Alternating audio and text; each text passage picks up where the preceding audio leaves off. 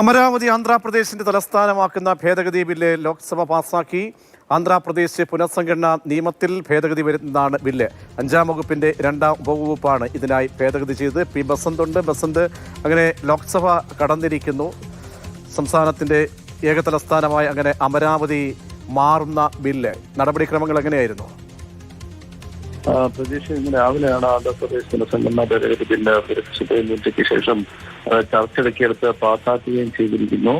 അതായത് ഇനി മുതൽ അമരാവതിയായിരിക്കും ആന്ധ്രാപ്രദേശിന്റെ തലസ്ഥാനമെന്നാണ് ഇപ്പോൾ നിയമം വഴി വ്യക്തമാക്കപ്പെടുന്നത്. നേരത്തെ ജഗൻമോഹൻ റെഡ്ഡി മുഖ്യമന്ത്രിയായിരിക്കെ അമരാവതി എന്നുള്ള നിർദ്ദേശം തള്ളിക്കളഞ്ഞ് ആന്ധ്രയ്ക്ക് 3 സംസ്ഥാനങ്ങൾ എന്നുള്ള ഒരു നിർദ്ദേശം മുന്നോട്ട് വെച്ചിരുന്നു.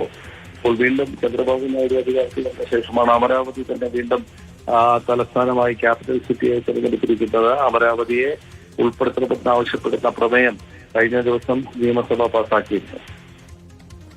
ശരി, ബസന്താണ് ഡൽഹിയിൽ നിന്നും വിവരങ്ങൾ നൽകിയത്.